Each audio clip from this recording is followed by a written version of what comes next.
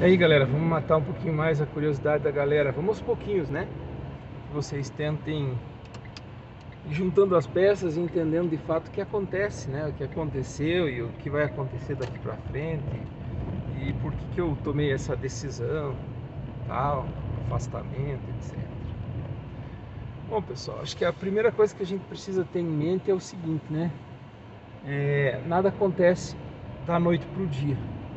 Às vezes as pessoas imaginam assim, tem a fantasia, olha, aconteceu alguma coisa, aconteceu alguma situação, né, e o cara saltou fora.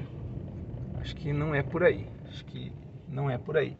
Infelizmente, juro para vocês, infelizmente, as coisas elas vão se acumulando no decorrer dos anos, né? E não só se acumulando, mas às vezes coisas lá de trás respondem pelas coisas de hoje em dia, né? Isso que a gente que é professor de história aprende, né? Quem é professor de história sabe a respeito disso. A gente precisa avaliar o passado para entender o presente. A gente se esbarrou lá atrás, pessoal, no início da vida adulta, finalzinho da adolescência, e deixou de se ver durante um bom tempo.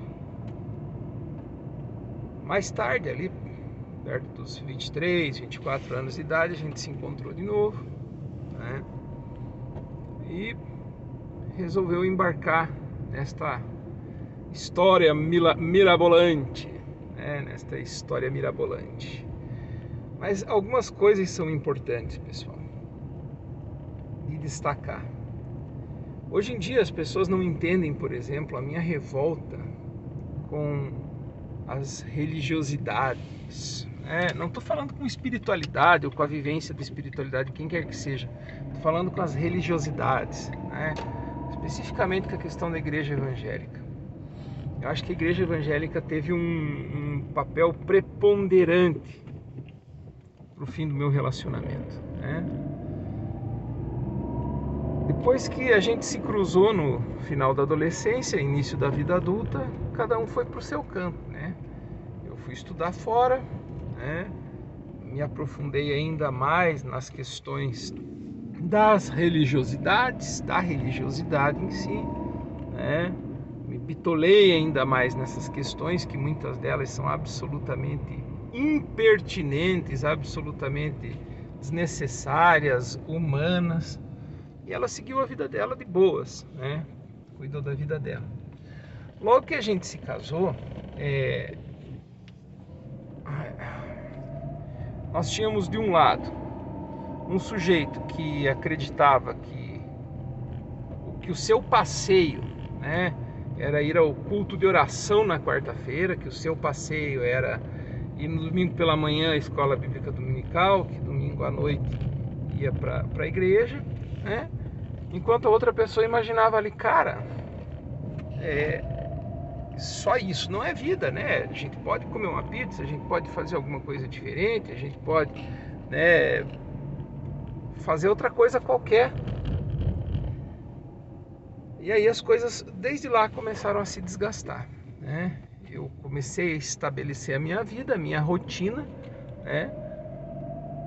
Literalmente na igreja, orando, torcendo pela minha vida, esperando, naquela expectativa de um dia ter minha esposa junto comigo ali e tal e coisa, como se isso de fato fosse a coisa mais importante.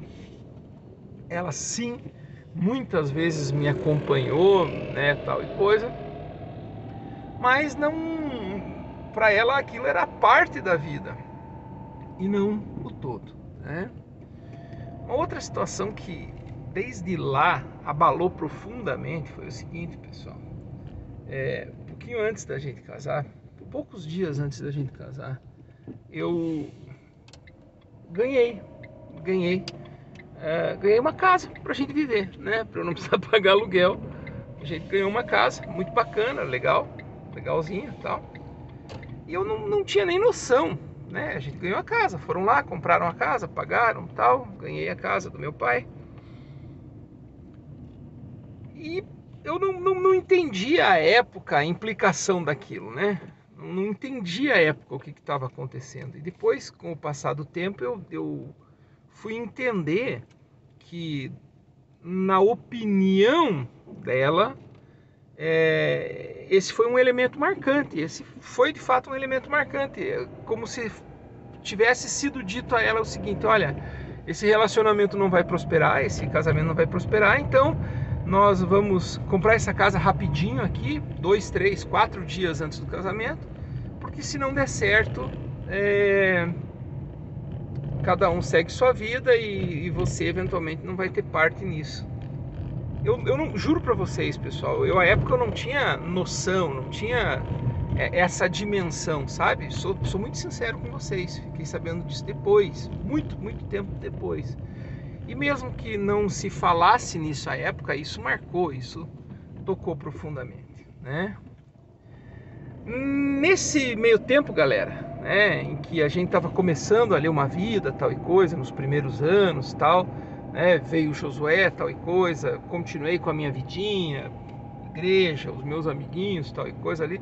Até um dia que ela chegou e disse para mim, falou assim: ó, Daniel, legal, tal e coisa, mas a vida da gente, os amigos da gente, né, não podem ser só a turma da igreja, né? Não é só essa galerinha da igreja. A galera da igreja quer teu dízimo, a galera da igreja quer tua frequência, e se você não oferecer isso, eles não serão seus amigos de fato. E ela tinha toda a razão. Nesse meio tempo eu fiquei desempregado, a gente precisou mudar de cidade, tal e coisa. E aí as coisas começaram a complicar, né? A gente foi para um lugar muito complicado, muito difícil, sem acesso à saúde, sem acesso a coisíssima nenhuma. E aí a gente começou a enfrentar as dificuldades literalmente sozinhos, né? Literalmente afastados dos nossos familiares mais próximos, etc. A depressão bateu na porta, de ambos, isso é uma coisa importante se dizer, etc. E eu sempre fui um sujeito muito difícil, sempre, né? A vivência religiosa, não adianta, as pessoas podem dizer o que disserem, as pessoas podem vir aqui no canal falar o que bem entenderem, mas fuja da religiosidade, fuja, porque ela torna a gente intransigente, ela torna a gente difícil. Eu estou falando isso por mim, sabe? Eu estou falando isso por mim até hoje, né? E aí as coisas começaram a ficar difíceis, né? Mudando de cidade, o que o crente faz? A primeira coisa vai procurar uma igreja, né? E de repente você retoma aquele círculo vicioso complicadão. E não é só a questão da vida social, não, pessoal. É a questão do entendimento das coisas, né?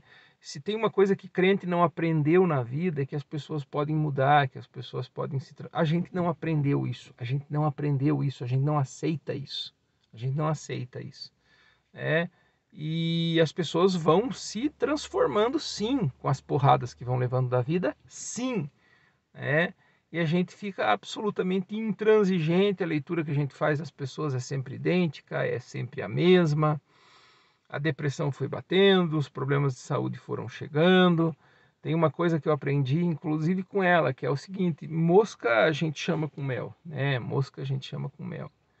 E de repente, naturalmente, cada um vai seguindo seu caminho, vai indo para o seu lado e as coisas vão se desfazendo naturalmente, sabe? De repente você se percebe vivendo pura e exclusivamente com um colega, né? Alguém que tem uma missão a realizar com você, e é isso que a gente acabou percebendo. Claro que tem outras coisas que mais para frente a gente pode até conversar, mas a gente acabou percebendo isso, que a gente está num barco com uma missão, que é dar formação para os filhos. E essa não é uma visão ideal para nenhum relacionamento, né? A visão ideal para um relacionamento é você se dar conta que você quer estar do lado de uma pessoa porque você gosta de estar ali, né? Porque você deseja aquela pessoa perto, porque você, como eu disse, é uma mosca, ela não está agindo do jeito que você quer, você traz ela para perto de si com mel, né? Não se fechando, né? Não afastando essa pessoa. E de repente você se percebe ali como alguém que tem uma missão em comum e não mais como alguém que escolheu estar ali perto daquela pessoa, tal e coisa, né? E E esse processo, pessoal, de criar filhos, assim, na minha opinião, é alguma coisa tão complexa, porque a gente tem responsabilidade com o caráter dessas pessoas lá no futuro, né? A gente tem a responsabilidade de ajudar essas pessoas a decidirem como vão viver as suas vidas ali, né? Então, assim, eu acho que é importante. Eu sou um sujeito muito difícil, eu sou um sujeito extremamente intransigente, É, com o passar dos anos, a Fernanda ouvindo muita coisa boa, as pregações do Jaime na TV, etc., ela automaticamente, pessoal, automaticamente ela decidiu se batizar. Um dia ela chegou para mim e falou assim, vamos ter igreja, né? Tinha lá uma piscina, tal e coisa, ela falou, olha, eu quero me batizar, me batizar, e acabou. E ela é uma pessoa de muita fé, pessoal, ela é uma pessoa de muita fé, ela é uma pessoa que ora muito, ela é uma pessoa que tem um respeito muito profundo pelas coisas de Deus. E nesse mesmo processo, pessoal, enquanto ela se aproximava das coisas de Deus, não da religiosidade, porque ela não tem esse aspecto.